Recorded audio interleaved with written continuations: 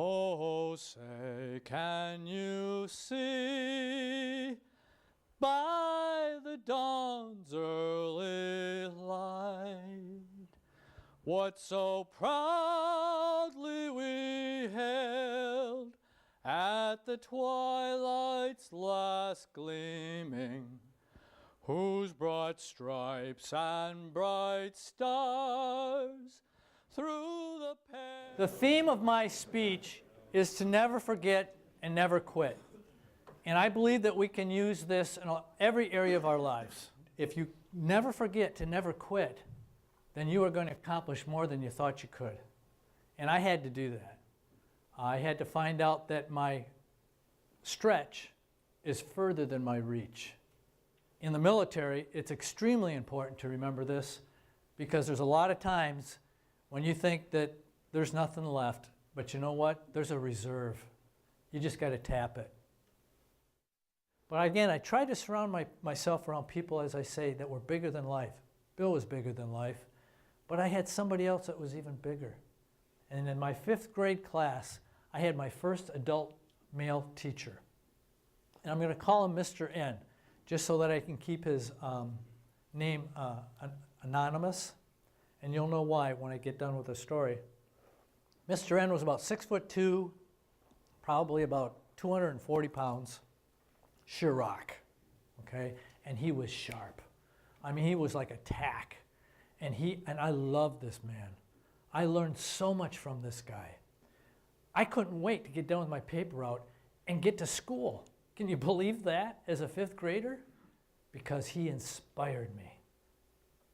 And he taught me passion, because he had passion in everything he did in life. And you know what? It was contagious, because I caught it. I said to him on a first phone call, this is about a year ago, I told him what my background was, but there was one question that had been on my mind for 40 years.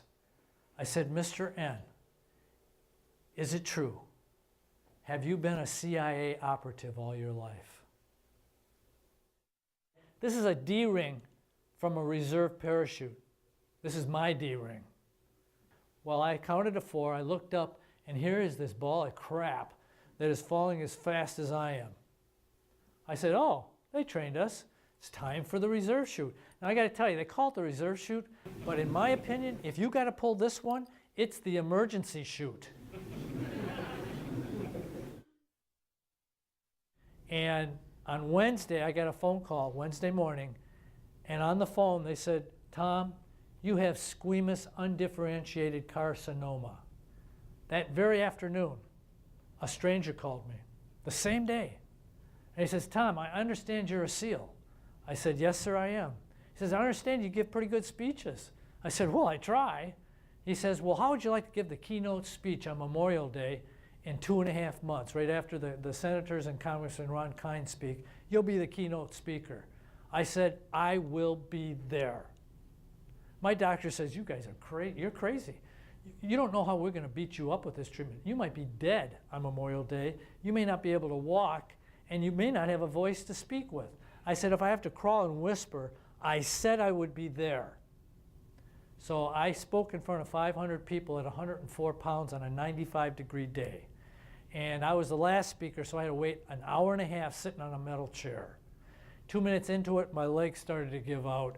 And I was praying at the same time I was reading the speech, saying, dear God, please don't let me fall on my face. I've been introduced as a Navy SEAL. How's that going to look? So this is the last minute of that speech.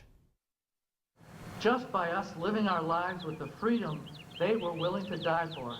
And we must never forget. And to raise our families with good core values and morals and be an active part of your community would say it all. So everyone, and celebrate the rest of your Memorial Day, eat more ice cream, laugh and smile freely, because we live in the greatest country in the world, the United States of America.